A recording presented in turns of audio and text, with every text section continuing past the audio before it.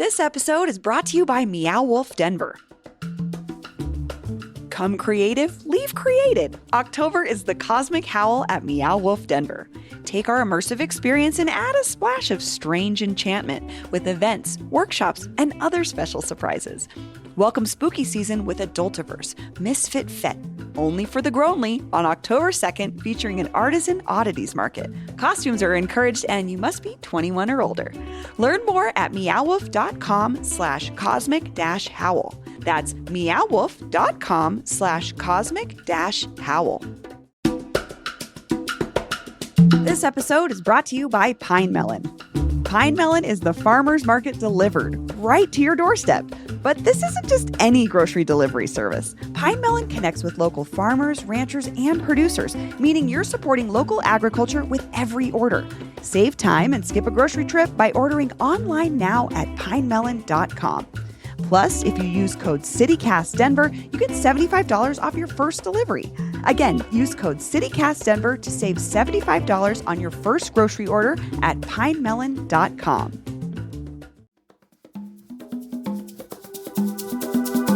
Today on CityCast Denver, Denver's minimum wage is set to go up again in January, and local restaurants are bracing for impact. So our host, Bree Davies, is speaking today with the industry's top advocates, the CEO of the Colorado Restaurant Association, Sonia Riggs, and their Director of Government Affairs, Colin Larson, to hear about how Denver's unique approach to the minimum wage might be the reason why your so-so night out costs more than you'd like. Today is Monday, September 16th. I'm Paul Caroli, and here's what Denver's talking about.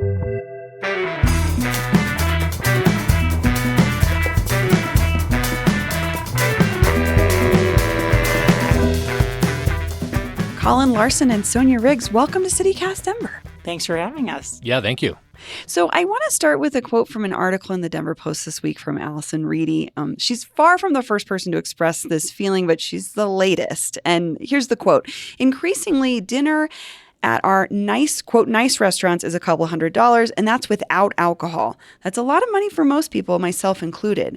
That sort of meal could be someone's big anniversary or an extravagance for the year. If you're charging upwards of $16 for a cocktail and $35 for eggplant, they need to be damn good liquor and aubergine. My question is, what is happening here? Well, I think we've all seen over the last couple of years just the costs, inflation, and Colorado's been really one of the hardest hit states, I think. But looking at what goes into the price of that hamburger or that piece of chicken or whatever you end up eating is so many things, right? It's property taxes, rent, it's the cost of food, it's the cost of labor, it's new regulations. It's so many things that we don't always think about that go into setting that price of the food. And that's certainly something that continues to be an issue for restaurants. Yeah. And just to add on that, we saw that article, came out, that opinion article. And it was interesting because it's definitely a sentiment that I think everyone's feeling. It's interesting how in the beginning of it, she kind of lays out, she does a really good job at listing all the reasons why everything is so expensive right. And then kind of goes on a little bit of a break of, but I still want to talk about it. But that's why it's so important, because the thing about the restaurant industry is it's so different than any other industry and any other retailer because of the dynamics with tip credit and some of the unique ways that labor laws hit restaurants. It just creates all these weird distortions that unless you've worked in the industry, a lot of people don't know about. And that's why we're excited to be here, because the opportunity to tell people about the reality of front of house versus back of house staff, how you're allowed as a restaurant to compensate your line cook versus how you can compensate your waiter is something that I think a lot of people don't necessarily know, and we'd love for more people to be aware of. And I like the point you're making that, unless you've worked in the industry, you don't think about it. But at the same time, I think about other experiences I have in the world where I don't think about what happens behind the scenes. I just pay what I pay. So I wonder if it's it feels almost like it's an expectation for the customer to have this armed with this knowledge to go in and understand how the restaurant's working. Well, this is one of those industries where people, when the cost of an iPhone goes up or is really expensive, I think people don't really think twice about getting the newest version. At least that's what I've seen. when their hamburger goes up 25 or 50 cents, we hear a lot of restaurants tell us that people are complaining about it and get pretty frustrated. So I feel like we're one of those industries where people get kind of used to, here's what I'm paying to take out my family of four, especially when, here's what my average cost of going out to eat with my family is.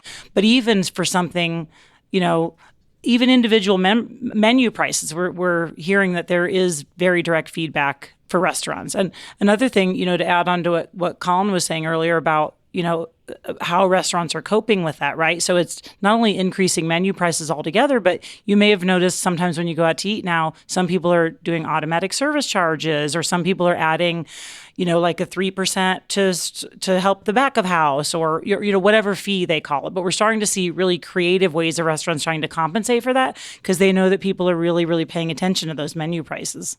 I want to get to that in a minute, because I think this is a whole other component of the conversation, is the service fees versus what tipped minimum wages. But she made this point kind of about like the expectation of the value there. If it's going to be cost me this much, it better be the best.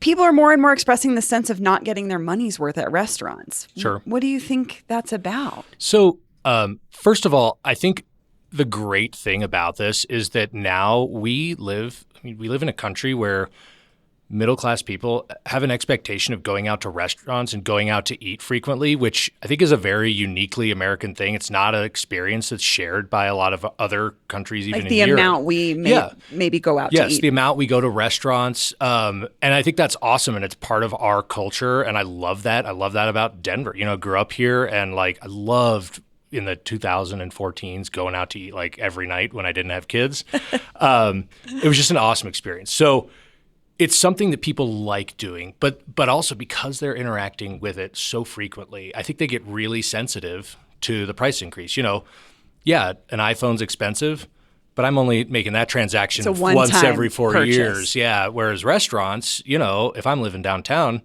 and I'm lucky, I'm interacting with that 3, 4, 5 times a week. But again, getting to that, I think, especially in the last couple of years, the regulatory landscape has changed so much in the state, but also in Denver specifically, that's really caused a lot of these price increases. And I think that's why people are getting sticker shock, because a lot of these increases have happened over a pretty small amount of time, to where they still have memory of I thought this used to be, $20 cheaper for me to go out. And I love that we're drawing attention to it, because this isn't as simple as, restaurateurs are I can now charge this for this. To be honest with you, they're just trying to keep the doors open. A lot of times it's a pretty well-worn joke in the industry that the owner makes the least amount of money. Mm-hmm. And, that's not that far from the truth. I know plenty of owners haven't paid themselves for years. Their front of house people are making really good money with their tips, and the owner's sitting there trying to make the books work so he can pay his back of house people a fair wage, and then maybe pay themselves some stuff. So, but yeah, that's we feel it. We're not, we're not celebrating these huge price increases. It's just a necessity of what's kind of come down the pike.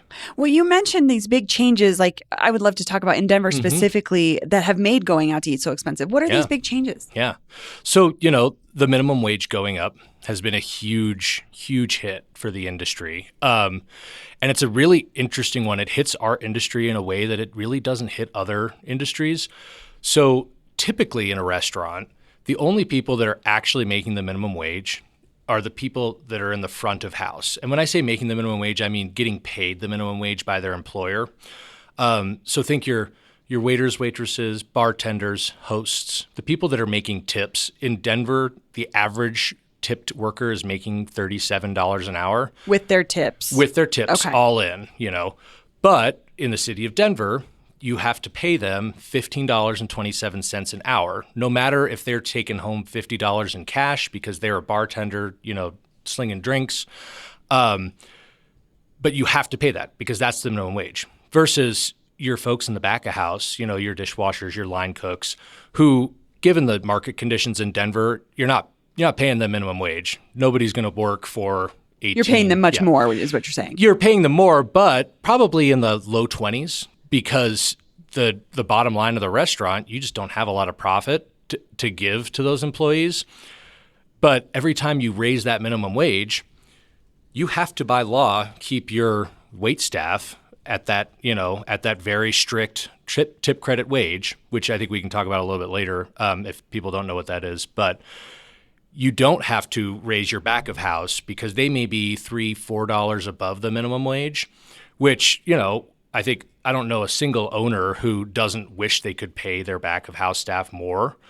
But push comes to shove, they're like, look, the law is going to come down on me if I don't give the waiter $1 increase because, I have to keep them at that tip minimum. There's only so much left. They get a double increase because when you raise menu prices, people always tip on check average, right? On the overall check amount. So when the price of the check goes up, those Tips wages go tend up to go as well. up. Yep. And just to put that in perspective, to add on to what Colin was saying, New York City wages are lower than Denver. Like the tipped minimum wage? Both The tipped both, and the both regular. the full And just the minimum regular wage and the hourly? full minimum wage in New York City right now is $16 an hour. And the tipped wage is $10.65 an hour. Yeah. So Denver's significantly more. We've heard some grumblings about that, some ire directed at council or previous council for making that decision and that change. Was the restaurant industry involved when those things happened, when council made those decisions? Or how did Denver get there versus New York not being there? I can't speak to New York City. I was there when Denver was making that decision. And, this is why, one of the things I handed all of you was some information directly from restaurants, which was what those other costs are that have gone up, right? And it's not just food, right? It's utilities, it's rent, it's supplies, it's all sorts of other things. It's the price of gloves have gone up significantly in the last couple of years. But I don't think people realize that all of that is part of it. And frankly, they're looking at things like, as something we're all talking about, things like affordable housing and other issues, like how do we find that right balance? And it's just, I think, not necessarily an agreement from different groups on what the right way is to get there. The tough part of it, and I think where we have a challenge, is that Denver sort of become this guinea pig, right? And now we're seeing how that has played out over the last year. Denver, year over year, used to always have a net increase in the number of restaurants, and this last year they actually decreased overall net by about 183 restaurants, or a little over 180 restaurants. 183. Do you attribute that to the rising costs of running a restaurant that include this higher tipped minimum I wage? think that's absolutely part of it. I mean, certainly there are other factors at play, but that's one of those things that definitely contributes, because labor is about 30% of your costs. Yes. It's your highest on a typical restaurant's P&L. Labor is absolutely your highest cost, and I don't think you'll find a single restaurateur that's going to tell you anything differently. So, and then we had the pandemic, of course, Yep. which Certainly. absolutely turned the restaurant business on its head in terms of what people could offer. Yep. And then what people value gets changed, and there's all these different thoughts. 100%.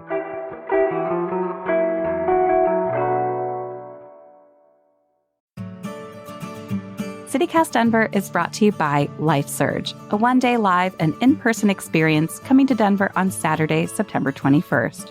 LifeSurge is where local Christians gather to learn about growing their financial impact. This all-day event starts at 8:30 a.m.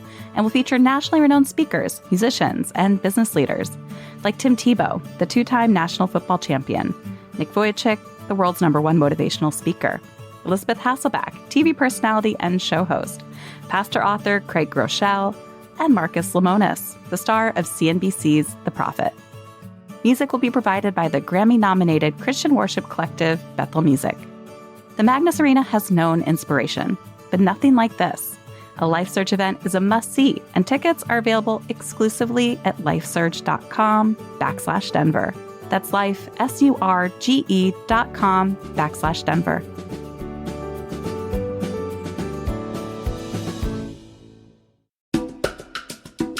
This episode is brought to you by the What the Buff podcast. Are you sick and tired of getting your football analysis from a bunch of stuffy old men? What the Buff is the CU football podcast for the frat bros, the girlies, and the gays. It's hosted by sorority girl Adair, who comes in each week with 2 pages of stats, actual sports reporter Lincoln, who just learned what a pick six is last week, and token straight guy Trey, the only one who can actually throw a football. I trust the gays. Lincoln, that means you. Second, I trust the girlies. Third, I trust guys, I guess. Straight guys. I promise, these are the takes you want on Coach Prime and the whole Sanders family sports entertainment empire. Join the gang each week for their semi-expert and fully hilarious analysis of each game and the chaos that inevitably ensues. Find What the Buff on any of your favorite podcast listening platforms. I'd love to just explain the tipped minimum wage or tip credit. Those are the same. Can you explain what that is? Because I have to say, we've talked about it on the show and we definitely got some blowback. We didn't know what we were talking about. So I'd love to clarify, what does that mean? So what that means is in Colorado and many, actually most other states also have something called the tip credit. But in Colorado specifically, what our law says, and this is in our Constitution, that says that you can pay traditionally tip positions, such as we call that the front of house positions, like the server, the bartenders, $3.02 an hour less than the minimum wage as their base wage, as long as they make up that money in tips. So nobody ever takes home less than the full minimum wage. That's actually illegal. Really? Everybody. How does that? I'm just so thinking you of have a to slow track, day as a right? server. How do you make if you Well, don't make enough money? if you don't make enough, let's just say for some reason, if you didn't make the full minimum wage, the employer has to pay you that amount of money. So you're never allowed to take home less than that. So they have to keep very careful track of how much you're actually taking home in tips. On average, they bring home around $37. But what we've seen high-end restaurants, people make $50, $60, $75 an hour. It's not uncommon. Real casual restaurants that are kind of less expensive, $30 an hour plus. So that's something that people aren't necessarily thinking about, but yet with those forced increases can make it more challenging to restaurateurs when they're having to pay those highest paid people more at the expense of the lower paid people in the back of the house. So there's basically a regular minimum wage for Colorado or Denver in this case, and then there's a tipped minimum wage. Yep. Correct.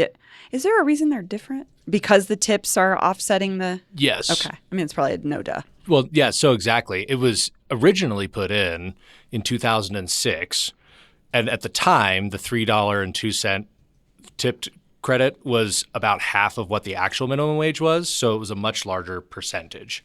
But it's been traditionally recognized, not just here in Colorado, nationally, that these traditionally tipped positions, the majority of their money is going to be made in tips. Yeah. So they put it in there to offset for the business the need to pay those front of house workers because they're expecting that they're going to make so much more in tips. And then it allows the economics to work a little better where they can give more money to the back of house, your line cooks, your sous chefs, your dishwashers, who are all just as integral to the food experience, but, they're not the ones interfacing with the customer. So it's a different set of stressors, I would say, as a former server. It's they're dealing with the customers, the front of the house stress, but back of the house is they're working fast over hot heat, long hours. Is there tension between the back of the house and front of the house issue when it comes to that? And would that even be something the customer's cognizant of? Well, I mean, I would think it would vary from restaurant to restaurant. My experience, and I was a server in several restaurants when I was younger as well, but it felt like we were all kind of a family and we were all dependent on each other.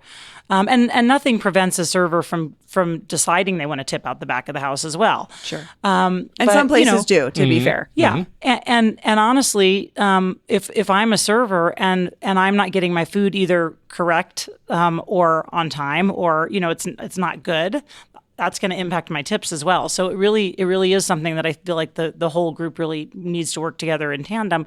But to your question, I think it's why I think we're seeing more and more restaurateurs try to experiment with, okay, what is the right way so that we're adequately compensating that back of the house so there's not as big of a disparity between the front of the house and the back of the house? How do we do that in a way that doesn't have my entire wait staff walk out the door? Because we've actually seen that happen in a number of instances where people change that service charge model where their servers are like, wait a minute, I'm used to getting, a ton of money per hour. And now you're telling me I'm not going to be getting tips anymore, or I'm not going to pull my tips. And I'm thinking about that with the Casa Bonita conversation. And I think Frank Bonanno ran into this issue as well. You saw it with Danny Meyer, with Shake Shack, right? Yep.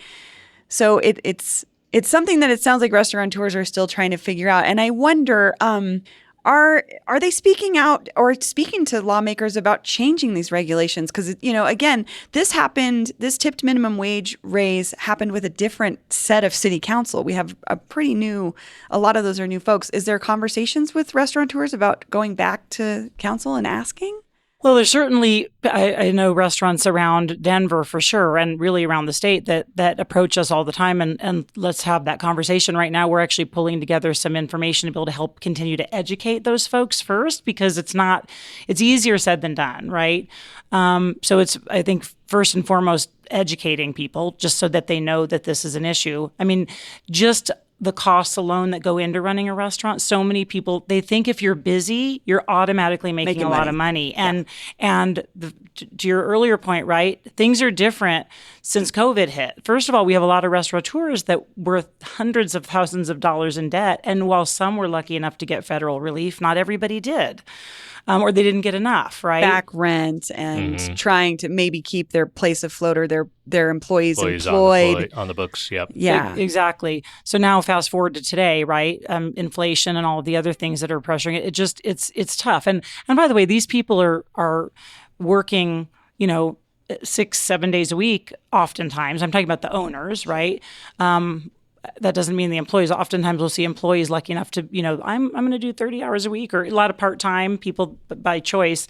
But it's just a challenging place to be. And it's before the pandemic, average profit margins were about 3 to 5%. And I think to Colin's earlier point, right? I'm hearing now people are lucky if they're very lucky if they're getting something like that. They've gone down quite a bit, and some folks keep multiple locations open and will tell us all the time, well, this location here is losing money every month, but I'm trying to keep it open either because my lease or for whatever reason it's going to cost me more to close, but it's being offset by this other one that's doing better. It just continues to be a challenge.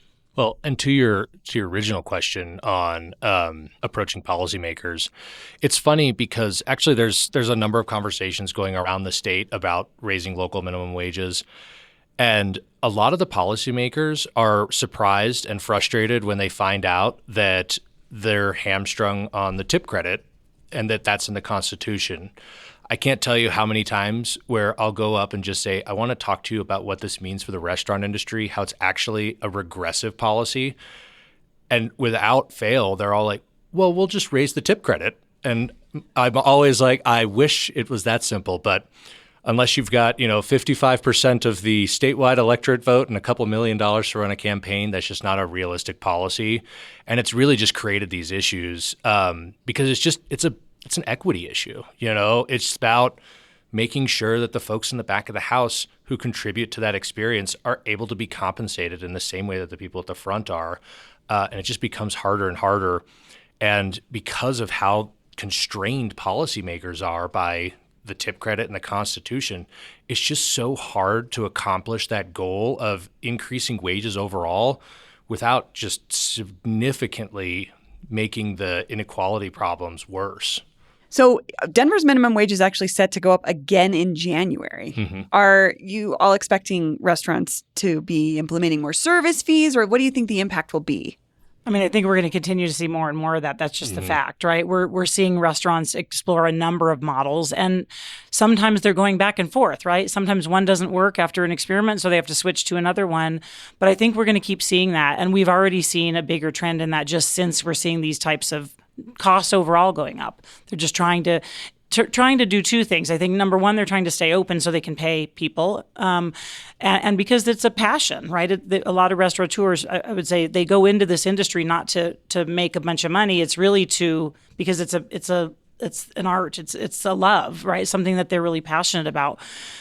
But it's that disparity between the front of the house and the back of the house that they're closing or they're trying to close, which is why we see them, I think, most often experiment with different wage models. I just have to say, as a customer, it's really confusing because some places will say, you get the check and it says automatic gratuity included because we are we're paying our back of the house more, or they're trying to explain it. Sometimes it's, we added a service fee, you can tip if you like, and it's kind of unclear.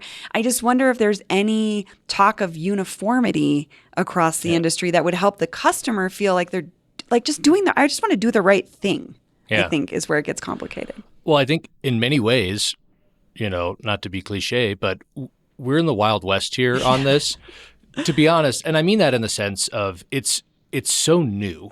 This problem has gotten so much worse over the last few years because of things that nobody could have predicted. When City Council decided to increase the minimum wage in fall of 2019 to be effective in 2020, they didn't have a crystal ball to know that COVID was coming, pandemic, yes, or that we were going to have like 7% inflation and all of these other things. So we just are in such this new world, and we're in that very early stage of restaurants trying to figure out how we're going to get through this. And I think probably in the next couple of years, we might start to see a certain model become, dominant. But again, right now, I think people are definitely in that experimentation mode. Just trying to figure out. They're trying to figure out what works. Yeah. Something that there was an article a couple of weeks ago we discussed where some bigger restaurateurs were like, I'm leaving Denver. I'm going to, like, Troy Guard's going to Texas. Is it really better elsewhere? Is this a problem that's across the country? Like, what do they set to gain to leave our city? It's actually a lot better elsewhere. I hate to say it. Really? Okay. It depends on where you are, certainly, right? It's not better in every state, but there are a number of states where I have talked to restaurateurs who have said, oh my gosh, I moved to this other state and we're able to actually thrive and, not only survive, but thrive. And it's actually been a really positive experience for them. I've also talked to a number of restaurateurs, and this is unsolicited, who have said, I've worked in Manhattan and I've worked here, and it's harder to do business in Denver. Wow. I kid you not. So we are starting to hear that more and more that depends where you go, certainly. But yeah, that's a fact. Is this something that's concerning for the industry? It's certainly concerning for those of us in Colorado, right? Yeah. Especially when we want to have, I think the ones that are leaving are the small mom and pop, unique, chef-driven concepts that really make our communities great, right? That make us a unique, amazing place to live. And I think how exciting it is. We were talking about Michelin just a little bit ago. How exciting it is that we're continuing to get recognized in Colorado for our better and growing restaurant scene, which is exciting. Overall, Colorado lost restaurants last year, but Denver made up about 80% of that loss. And so that's certainly a concern. And I can see where if you're a mom and pop versus a restaurant group or a corporation that owns, a large chain, you have other ways to offset those costs. But if it's just you and your staff, it's on you. Well, do either of you have any advice for customers trying to navigate our next bill, or that when they turn around the iPad at a coffee shop, like, what do you want us to think about? How do we approach this? Well, I mean, for me as a former server and actually working in multiple positions in restaurants, and honestly, us being in the industry every day, our request to people out there is please be kind to your servers and those that are there trying to give you an amazing experience. I mean, think about this. Like, restaurants are where some of life's greatest moments happen, right? Whether it's celebrating something with friends, getting engaged, just meeting up with family. Some of our biggest memories happen in restaurants. And so we want to make sure that we're supporting them when we can. Obviously, understand that people are, have their own issues to face and can they afford it, and they have families to feed and that kind of thing. But our, I think, request is always be kind when you go out and understand that these guys are just doing the best they can, and they want you to come and they want to support you, and they wish they didn't have to sell you a $25 hamburger. Mm-hmm. They'd rather that be $20, but they got to keep their doors open. Sure. Mm-hmm. Can't top that. Okay. Good at all. Well, Colin, Sonia, thank you so much. This was lovely. Thank you so much for having us. We appreciate it. Yeah. If all this talk about beloved local restaurants going out of business has got you worried about your favorite local daily news podcast, might I take this opportunity to direct you to membership.citycast.fm. For less than the price of a gourmet cheeseburger, you can support CityCast Denver and make sure we stick around for years to come. Plus, you'll get a side of ad-free listening and a members-only events roundup every Monday afternoon. Become a member today for as little as $8 a month at membership.citycast.fm.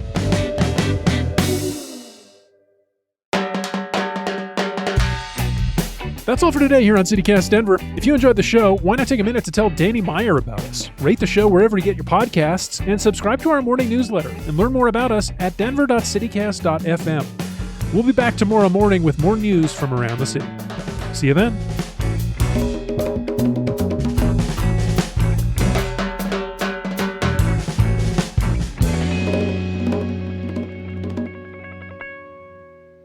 When I was a server, it was like the early 2000s, and I made $2.13 an hour. No, exactly, yeah. You know, that so was me.